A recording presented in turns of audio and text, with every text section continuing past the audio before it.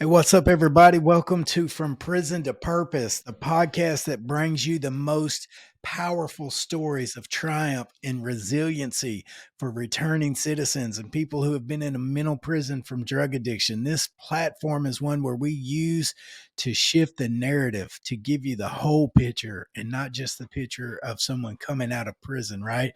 My name's Jimmy McGill. I'm the host of the show.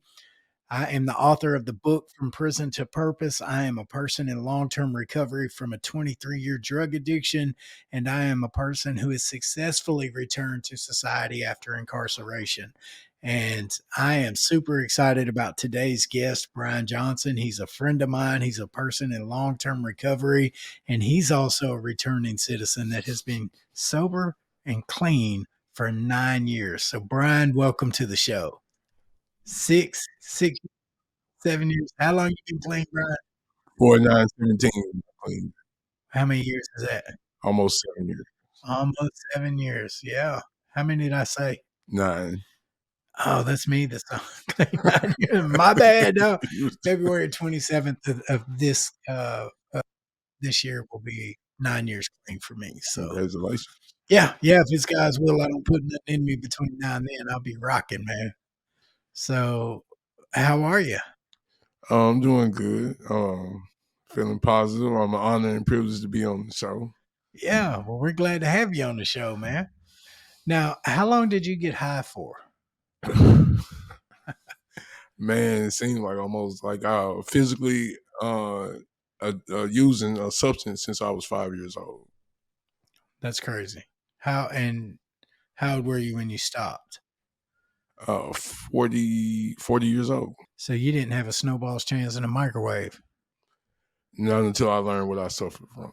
And what do you suffer from? The disease of addiction. Yeah, me too. You found a solution for it. Yes. A daily reprieve. Okay. So leading up to that, where all did your addiction take you to? It took me, let's see, I'm from Dyersburg, Tennessee. We're an hour from North Memphis. Okay. So when I was going to school, it was a cool thing to hang out with the people in the drug culture. You know, that's why I fit in. I was looking to fit in somewhere all my life. And you found that with Dope Boys. Okay. So what was that like? I thought it was fun. I thought I had some belonging. Then gang affiliation followed right behind it. I remember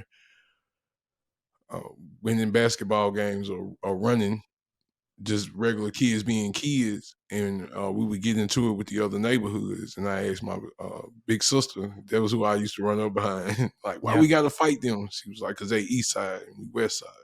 Yeah. So was it a gang thing or a neighborhood thing? It was neighborhood, and they started identifying with GDs and Vice Lords. Yeah, same. That's how it was for me too. Growing up in North Little Rock, you know what I mean? Which is, completely G related. And if you, when I grew up in North Little Rock, if you represented anything other than GD or BD, then you clearly weren't from the north side of Little Rock, you know. So, and where were you at? In Dyersburg. Now, was your neighborhood a GD neighborhood or a Yes. Vice Lord neighborhood? GD. Okay. Yeah. How was that like? What was that like? That's where I started associating my manhood, or basing my values of manhood, with criminal addictive behavior. Ain't that something? I just didn't know it. Yeah. Yeah. And there were men, some good men from my dad's a retired U.S. Sergeant. Yeah. So there were men in my life that were trying to be a positive example, but I wouldn't listen to them. I wouldn't pay, because they wasn't in the trenches. They wasn't where I was at. Yeah, they didn't know nothing about the street life. Yeah, I get it. A lot of people tried to reach me too, man. But I'm like, but have you shot dope? Do you know what it's like to do a drive-by? Do you know what it's like to be shot at? So I didn't listen to anybody who didn't understand or come from where I came from. That's what makes recovery workers so important, because we carry a message of identification. People tend to listen to us when they won't give anybody else a shot, you know? Mm-hmm. So how were you the first time you got arrested? Do you remember? I was 12 years old. What'd you get arrested for at 12? Breaking and entering. Yeah, always. Either that or shoplifting. Yeah. So what did you break into? Roadmasters Trucking Company. Like a truck stop? No, it's like it was a trucking company. I So forgot who they contracted with, but they so was in the neighborhood. like 18 wheelers Yeah, truck company? yeah. Did you get anything? A gun put in my face. That's right. Okay, so you got some practice and a pistol put on you. Yes. Yeah, yeah. Yeah. And, that was the first time too I started having, like a separation between my parents. Yeah. Because, the other kids, they was, bonding them out real quick. And yours wasn't. No, my mom was like, "Keep him." You sitting in jail. I ain't got to feed him while he's in jail. Hey, only folks that grew up like we grew up understand that. You know what I mean? Like I get it. I get it. So how long did you sit so 12 you're in juvenile, right? Yeah. So what happened after from the burglary? More trying to fit in because when I went to school after everything, it was like, "Oh, man, you really da da da da," Brian been to juvie. Yeah. and, continuing trying to fit in somewhere. Also, I ran track, and, I was good at that. Um, there were really people trying to separate me from the knucklehead, and I could not put it together in my head that dealing with these people can have me back in prison or locked up or dead, Mhm. but they were so much fun. And here go the people telling me, "Hey, you can get a scholarship. You can do this. You can do that." And I wound up leaving that when I lost in state to Al Wilson, who wound up playing linebacker for the Denver Broncos. Yeah, you supposed to lose to him. Yeah, right. And but I had my whole life set up around that. And then also I was in the delayed entry program for the Army. Yeah. My best friend went, and by the time he was went through basic and he was in Bosnia, I was sitting in federal penitentiary. Yeah. Now, what'd you go to the Fed joint for? Hate crime and arson. Wow. So when I hear hate crime, I immediately think of racist white people. That's what I think of when I hear hate crime. Either that or, in prison in Arkansas, if you assault somebody on a sexual charge, they'll give you an hate crime for like they look at sex offenders almost like a protected population from a legal standpoint. Now the prison population, we didn't like that. We were like, "Oh, he's Jomo," and so Mhm. they would go in on it. But if you get caught bullying them, that's a hate crime in Arkansas. And so, how did you, a black TD from Tennessee, get a hate? Um, it was originally just auto theft to flip the car, and come to find out, the place I took it to, the Top Shop, was under investigation already, Okay. and they was doing a whole bunch of other stuff. Feds come in, hem me up for that charge, and was building a conspiracy case. They were showing me pictures of people from my neighborhood and other areas, like, so and so, and I'm like, I'm scared to death. I'm not scared of the people sitting in front of me with the suits. I'm scared of the people that I feel like I'm obligated to answer.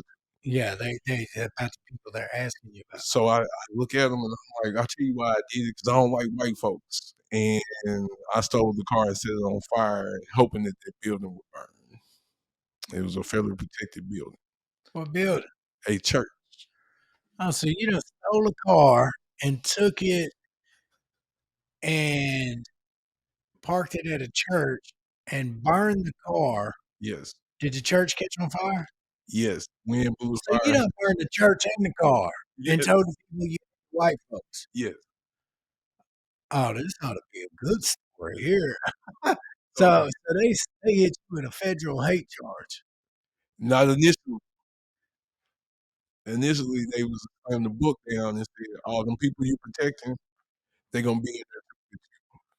I stayed in court for, like, uh I stayed in state jail for about a month, and then the feds dropped the indictment, and then when I get to federal court, they had 2 charges, and then they was like, "Well, we're superseding 2 more indictments.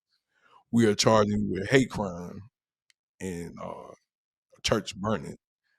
And I'm like, "Wow, that's 4." Then each one 20 years, 20 years, max. and I just started crying. I'm like, I know I ain't getting all that time, Yeah. but I'm finna get at least 20 years out of this because I call myself standing up. Because I So, call my how much time did you um, I wound up getting 5 years. get in the Fed? I pled guilty to 3, And that, yeah, and they gave me 5 as innocent, ganging it. yeah, yeah.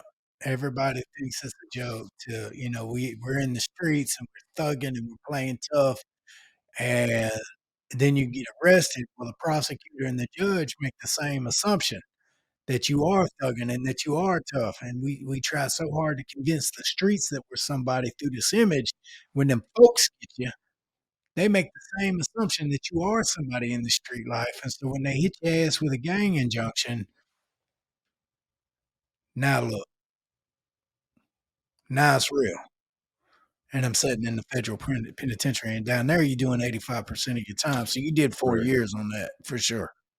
No. What'd you do on The it? 6 Circuit of Appeals overturned their decision Oh, and made them rescind me, okay. and I still wound up doing 3.5. By the time I got through You did because 3.5 on 5 yes, in Fed. but I couldn't did that 2 years by the time I got back to court and been out. Now, were you in the USP or at a camp, at a low, a medium? I started off at Atlanta USP. Oh, that's horrible. Yeah, 19 years old. What's your first day like in federal prison at 19? Tears on my face as we were driving up to it. They was calling it Castle Grayskull Yeah, because old He-Man show. you couldn't see the prison. All you saw was walls, Oh, and you go underground to get into the prison.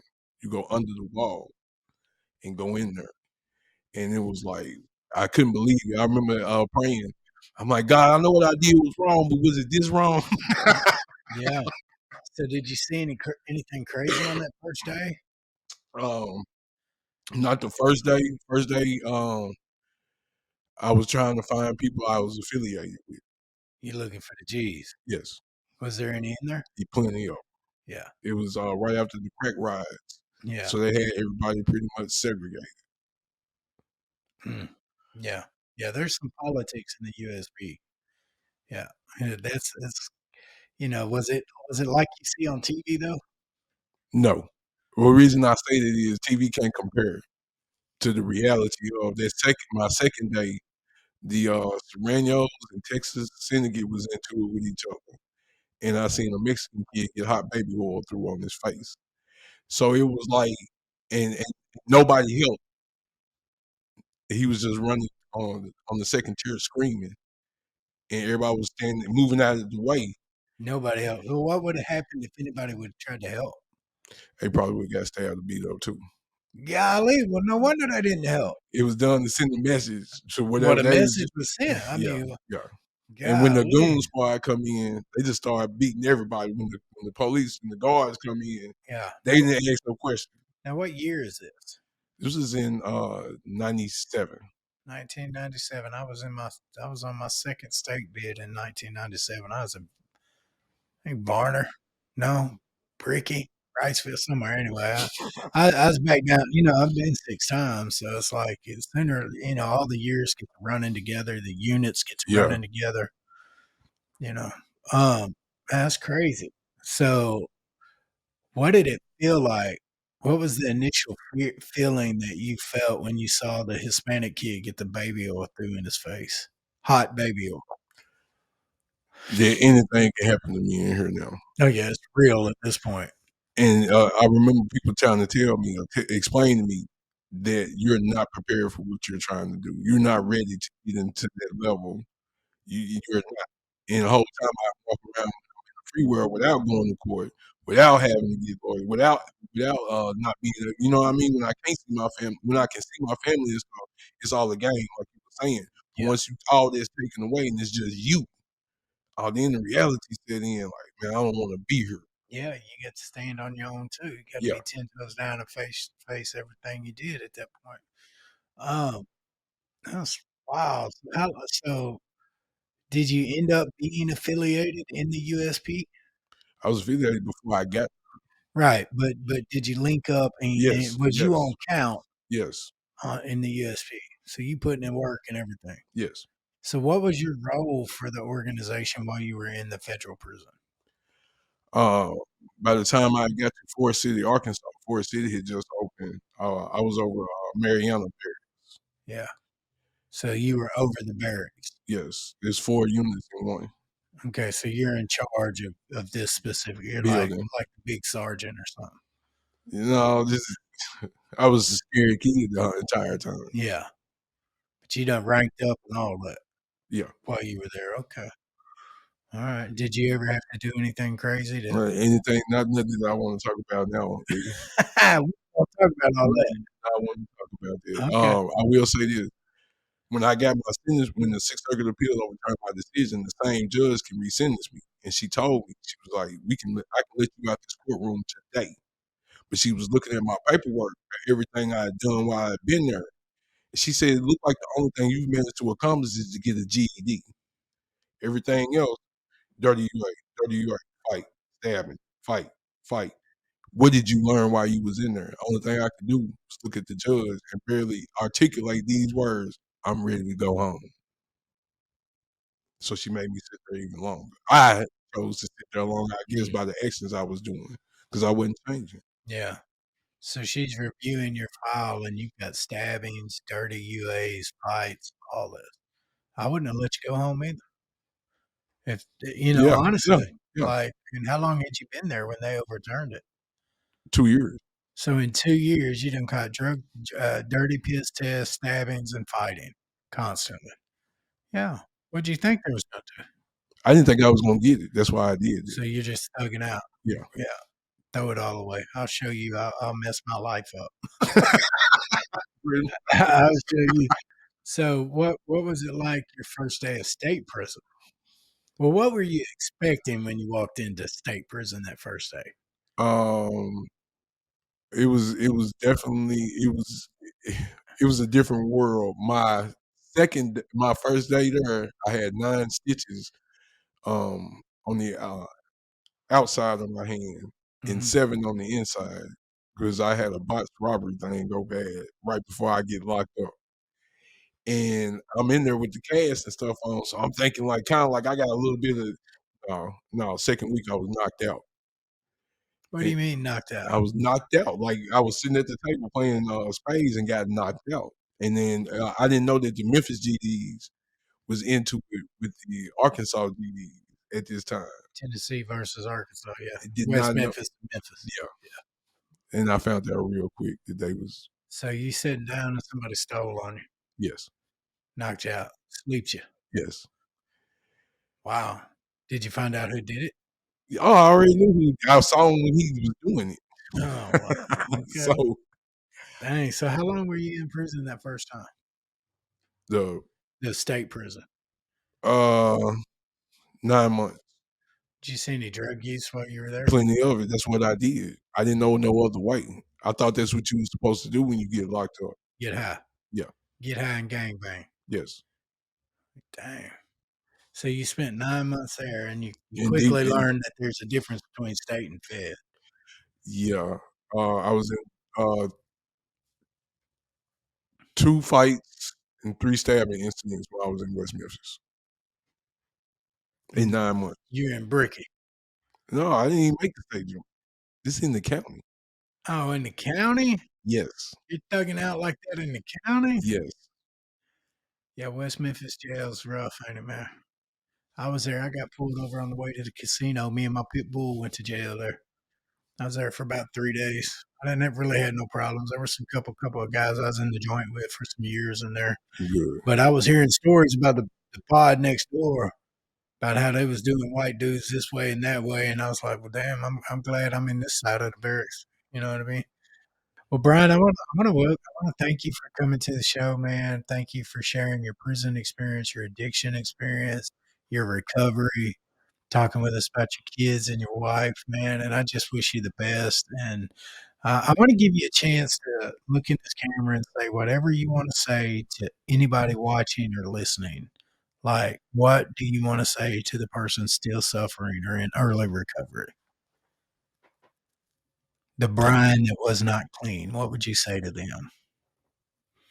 I wanna tell you, get clean or die trying. I mean, just 'cause in my darkest days, I still saw some light and some hope somewhere and just kept running towards it. Only by the grace of God and the putting the people around me that I needed to be successful was I able to make it out, and you can do the same too. Just don't stop. Yeah. So, before down, you guys, I want to encourage you to go follow us on and subscribe to our notifications on YouTube, Prison to Purpose, Facebook at Jimmy McGill Live, TikTok at Prison to Purpose with the number 2. Big shout out to Ty King, our chief executive producer at Ty King at AmericanBusinessEngine.com, and that's TIKING. If you're working in this profession and you need a podcast producer and you don't contact Ty, you're missing out. I also want to thank John Shinhoser for his sponsorship and making this podcast possible. If you're struggling with addiction anywhere in the country and you need help finding treatment, detoxing, recovery housing, any of that stuff, man, all you got to do is reach out to John. His phone number is 804-241-9424, and he will help find you what you need. He is 42 years clean. He's spoken states, every state in the United States. He's carried a message of hope, and this guy just wants to help make the world a better place. Shout out to Safe Haven Ministries for letting us have a studio, and Next Step Recovery Housing for making all this possible. We love you guys. Tune in next time.